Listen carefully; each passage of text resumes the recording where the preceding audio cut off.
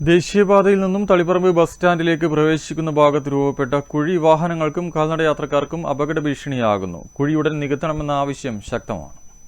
തളിപ്പറമ്പിൽ ദേശീയപാതയും interlock പതിച്ച PWD റോഡും സംഗമിക്കുന്ന ഭാഗത്താണ് വാഹനങ്ങൾ അപകടത്തിൽപ്പെടുന്ന രീതിയിൽ വലിയ കുഴി രൂപപ്പെട്ടിട്ടുള്ളത്. കുഴികളിൽ നിന്ന് കല്ലിളകി കാൽനടയാത്രക്കാരുടെ ദേഹത്തും മറ്റു വാഹനങ്ങളിലേക്കും തെറിച്ച് അപകടങ്ങൾ പതിവാണ്. ചെറിയ വാഹനങ്ങളാണ് അപകടത്തിൽപ്പെടുന്നതേറെയും.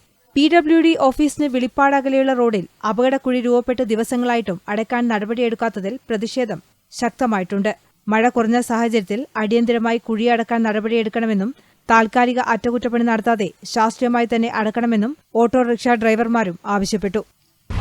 തളിപ്പറമ്പിൽ തന്നെ പൊതുമരാമത്ത് വകുപ്പിന്റെ ഓഫീസിന് നേരെ മൂക്കിന് താഴെ KSEB ഓഫീസിന്റെ മുമ്പിൽ ഒരു കുഴി രൂപാന്തരപ്പെട്ടിട്ടുണ്ട്. അതിൽ നിന്ന് കല്ലുകൾ തെറിച്ച് വാഹനങ്ങൾക്കും കാൽനട യാത്രക്കാർക്കും വരെ പരിക്ക് പറ്റുന്നൊരവസ്ഥയുണ്ട്. അതേപോലെ തന്നെ നമ്മുടെ ഹൈവേകളിലൊക്കെ ഇപ്പം റോഡിലെ കുഴിയടക്കുന്നുണ്ട്. പൊതുമരാമത്ത് വകുപ്പിൻ്റേതും NHൻ്റേതുമൊക്കെ ആളുകൾ കോറ വേസ്റ്റ് ഉപയോഗിച്ച കുഴികൾ കൊണ്ടിടുമ്പോൾ അവരത് ഇട്ടുപോയി കഴിയുമ്പോൾ തന്നെ മഴയും വരുന്നു. വാഹനങ്ങൾ കടന്നു പോകുമ്പോൾ ഈ കല്ലുകൾ മുഴുവൻ ജനങ്ങളുടെ ദേഹത്തും വാഹനങ്ങളുടെ മുകളിലും ഒക്കെ തെറിച്ചു വീഴുന്ന ഒരവസ്ഥയുണ്ട്. News bureau, Taliparamba.